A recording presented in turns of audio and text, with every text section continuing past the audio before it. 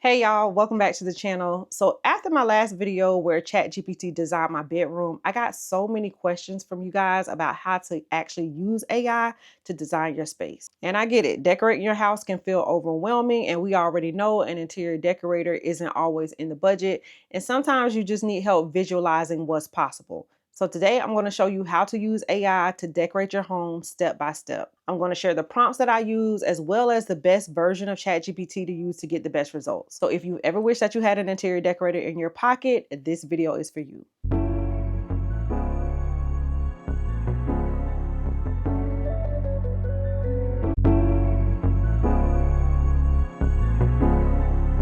All right, so I got a lot of tips here, so I have them all written down. So forgive me for looking down here, but I want to make sure that I give you guys the most clear, concise steps so that you get the best results. So step number one, we are going to start with a vision. The very first thing that you want to do before you even open up ChatGPT, you want to go to Pinterest. We need some design inspiration. We want to figure out what type of style that we love, and Pinterest is going to be your best friend for this. So I would recommend pinning probably 10 to 20 photos from Pinterest, and not just pretty rooms, like rooms that really resonate with you. Pinterest will help you to see the colors that you're drawn to. Do you prefer modern, traditional, coastal, transitional spaces? What furniture you like, and also how does this room make me feel? So one mistake that people make when they're pinning, they just pin pretty spaces, but they don't really ask themselves, does this space work for my lifestyle, or could I see myself actually living in this space? The goal is really to create a home that reflects you and your overall lifestyle. So step two, we want to decide which version of ChatGPT we'll be using. There are two versions. There is a paid version and a free version, and let me break both of them down for you. The free version of ChatGPT is great for brainstorming ideas, understanding design styles, and getting decorating advice.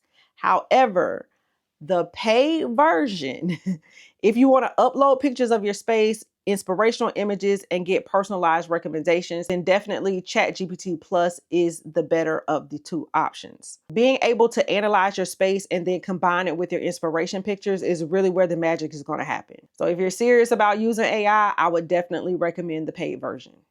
Now, I thought I'd do one better and come in here and actually show you guys, because I'm a visual learner as well. So this is actual chatgpt.com, so you all can get an idea for the site if you have not used it before.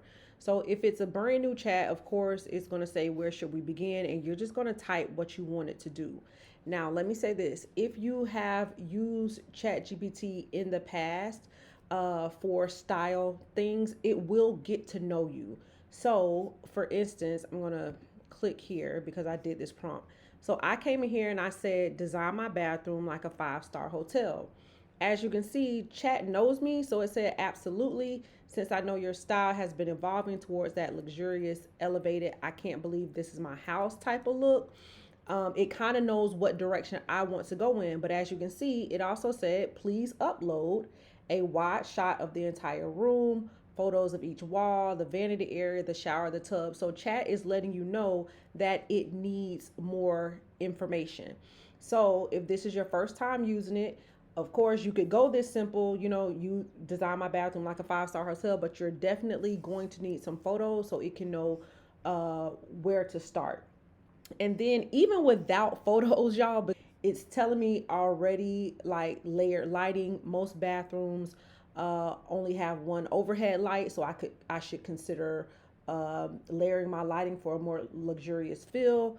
Large mirrors, plush white textiles. So y'all can see that even without photos, for you all that want to use the free version, even without photos, it is still able to give you some very good information. Countertop minimalism, matching containers, one signature metal. So it can still do this even without photos. But like I said before, if you were to give it photos and inspo photos, it can just do so much more. So step number three is the prompt. The prompt really does matter. We really want to give ChatGPT the most information possible. So the better the prompt, the better the results that you'll get. So here's kind of a basic prompt formula that I would recommend. Act as an interior designer, analyze the photos of my room, and use my inspiration photos as a design guide. Suggest furniture placement, paint colors, lighting, and accessories. Keep my existing bed, for instance, like if you did not want to get rid of your bed, and work within a X amount of dollar budget if you have a budget for your design. So notice that is much more specific than just saying design my room. The more details you give, the more customized it'll be. Now, after the prompt, you want to upload photos of your space. Now, when you upload photos of your space, you really want to make sure that you have the best lighting as possible, that the space is free of clutter, and then also you want to give ChatGPT as many angles as possible so it can get an overall idea of the full room. Remember that ChatGPT can only work with the information you provide, so we want to give it as much information as possible. So step 5, we want to upload those inspiration pictures. So in addition to our actual space pictures, you want to upload those inspo pictures as well. In that prompt, you can also say, use these inspiration photos as a design reference and identify the common design elements before making recommendations. This really helps AI understand your color palette, your furniture style, and the overall mood that you're trying to create. And you are not asking AI to copy someone else's home. You're just asking it to capture the feeling and the aesthetic you love while adapting it to your space. One thing I think we don't mention enough is that AI isn't just helping us decorate our home, it's actually changing how designers work behind the scenes. Whether it's brainstorming concepts, creating mood boards, or communicating ideas to clients, AI can be incredibly helpful. And if you're watching this thinking, I absolutely love this stuff and I wonder if my love for decorating can become something more, just know that that is exactly how I started my journey. If you actually thought about starting your own design business, I actually created an ebook where I share my own journey, practical advice, and how to get started in this design business. So here's how I turned my love for decorating into real income without a design degree. I didn't go to design school. I didn't have rich clients. I just loved decorating and was good at it. I started with my own home, then helped friends for free, and shared everything online.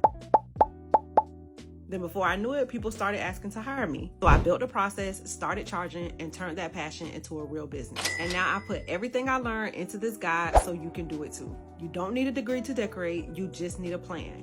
And I got you. And of course, you'll find a link for it in the description. So in conclusion, I hope that this video showed you that creating a beautiful home does not have to be intimidating.